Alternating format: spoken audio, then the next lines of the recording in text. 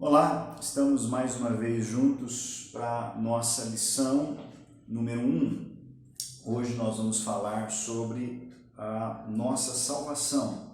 O que faz de nós cristãos? O que significa ser cristão? Pega então a sua lição, a sua folha, complete, leia os versículos, participe, aprofunde-se no que essa lição quer trazer para você nessa oportunidade. Essa é uma lição importantíssima, é o início de tudo.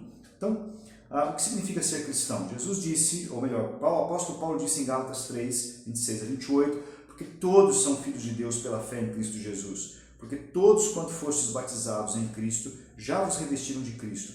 Não há judeu nem grego, não há servo, não há livre, não há macho, fêmea, porque todos vós sois um em Cristo Jesus. Esse texto diz, então, que mostra que todos são filhos de Deus pela fé, ou seja, não são todas as pessoas que são filhas de Deus, mas aquelas que pela fé aceitaram a paternidade de Deus. Então, não são todas as pessoas que são filhas de Deus, mas aquelas que pela fé se fizeram ou creram em Cristo e assim Deus as recebeu como filhas. O texto diz, porque todos quanto fostes batizados em Cristo, muitas religiões batizam as pessoas. Batismo é um símbolo de iniciação, mas se você não foi batizado em Cristo, pela fé em Cristo, por isso a gente não batiza crianças aqui, crianças sem consciência, recém-nascidos, porque eles não podem ter consciência de fé em Jesus. E a fé é pessoal, a família não pode ter fé para a criança. Aquela criança, quando crescer, vai precisar desenvolver fé em Jesus. O texto diz que aqueles que foram batizados se revestiram de Cristo, ou seja, no passado. Significa que o batismo não salva. O batismo é um símbolo da fé em Jesus, no momento em que você recebeu Jesus e colocou sua fé nele. E a partir desse momento, para Deus não tem mais diferenciação entre raças, entre condição social, entre gênero. Todos são um em Cristo Jesus. O Evangelho é extraordinário porque ele não precisa de movimentos, de minorias, porque no Evangelho essas diferenças são solucionadas, porque Cristo passa a ser a nossa referência em tudo. Então, a pergunta mais importante que você pode fazer sobre isso que nós vimos, sobre ser filho de Deus, sobre a sua própria vida, é qual o sentido da sua vida? Qual é o sentido da sua vida? Se eu para pensar nisso, sentido é direção, propósito. Há uma palavra grega para isso, se chama telos. Telos é o sentido, o propósito, a finalidade da vida. Qual é a finalidade da sua existência? Trabalhar, acordar, comer, se exercitar e no final morrer? Não, a Bíblia diz que não é isso. E muitas pessoas estão andando sem rumo, porque não sabem qual o sentido real da vida, estão escolhendo sentidos e propósitos errados. Algumas pessoas, buscando encontrar sentido na vida, procuram em lugares errados. Algumas pessoas acham que adquirindo bens e posses, elas encontrarão o sentido da vida delas. Quanto mais elas tiverem, mais sentido a vida delas terá. Mas isso é um engano, porque bens materiais não podem completar o vazio ou o seu vazio existencial. Por quê? Porque você não foi criado para acumular coisas, você foi criado para a glória de Deus. Outras pessoas acham que podem alcançar isso buscando a satisfação dos desejos. E nós somos uma sociedade em que as pessoas estão buscando a satisfação dos desejos, mas somos a sociedade mais depressiva de todos os tempos. Por quê? Porque satisfação de desejos, prazeres, não traz sentido. As pessoas que vivem para satisfazer os seus prazeres nunca se sentem satisfeitas. Elas se sentem sempre insatisfeitas. O desejo nunca é sanado.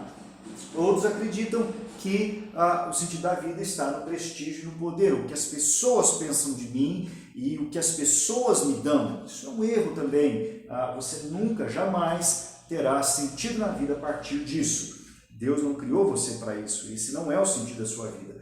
Então, a verdadeira vida plena, vida satisfeita, que tem sentido, que tem propósito, finalidade, vem quando eu entendo o meu propósito de vida, o meu telos, a minha finalidade, para que eu existo. E a Bíblia vai dizer que você, então, primeiramente está aqui, Deus fez você, em primeiro lugar, para amar. Deus fez você para amar.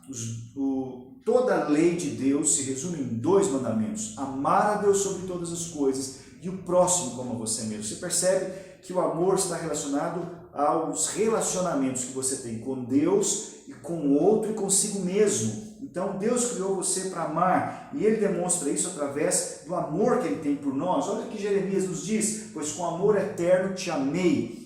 Deus nos amou, mas não com um amor que passa e quando a gente fica desgostoso a gente abre mão. Não, Deus nos amou com amor eterno. Ele nos ama com amor eterno. Efésios diz: como também nos elegeu antes da fundação do mundo para que fôssemos santos e irrepreensíveis diante dele em amor, em caridade, e nos predestinou para filhos de adoção por Jesus Cristo para si mesmo segundo o beneplácito de sua vontade. O que significa?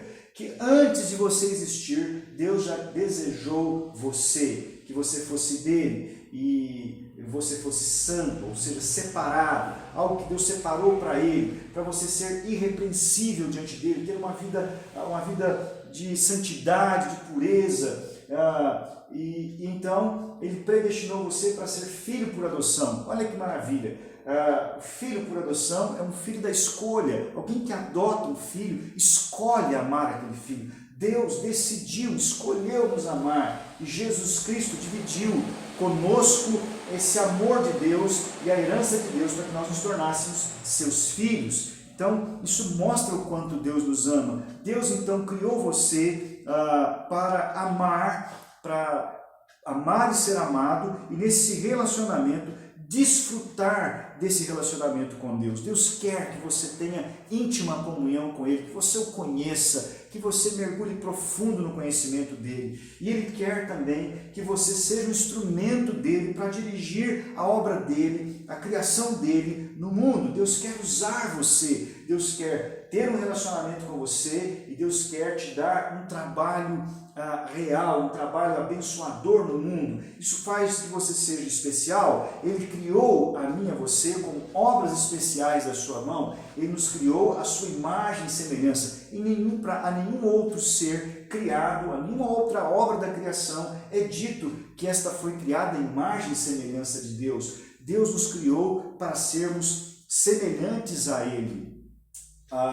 Mas o que aconteceu? O pecado entrou no mundo e agora nós queremos não sermos semelhantes a Deus, nós queremos ser Deus. Foi a proposta de Eva, da serpente para Eva: vocês serão como Deus. Não tem nenhum pecado em sermos semelhantes a Deus, Deus nos fez para isso, mas o homem e a mulher passaram a desejar isso pelos seus próprios meios, buscando, se rebelando contra Deus. Mas Deus nos fez especiais, nos fez a imagem e semelhança dEle, Ele nos abençoou, Ele disse para a gente se multiplicar, encher a terra. Deus queria ver a terra povoada de seres humanos, servindo, adorando, vivendo em comunhão com Ele, cuidando da sua criação. Esse é o propósito inicial de Deus.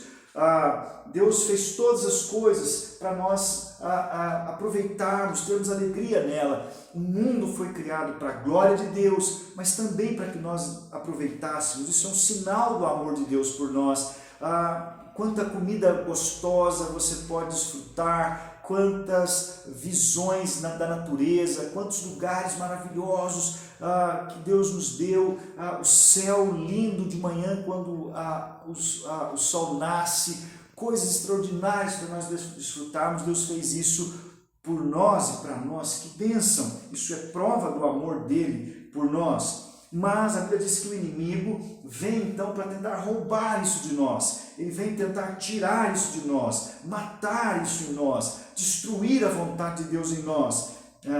Mas Jesus veio, sabendo das intenções do diabo, Jesus veio para nos reconectar com Deus. João 10:10. Então, nós somos criados para amar a Deus, nós somos criados de formas especiais, mas quando nós conhecemos a Deus e vivemos em harmonia com os seus propósitos, entendemos que o nosso propósito é viver em harmonia com Ele, um relacionamento de amor com Ele, nós recebemos grandes bênçãos. Vamos ver algumas delas que estão em Romanos 8:1, consciência limpa. Deus não quer que nenhum de nós vivamos culpados, Ele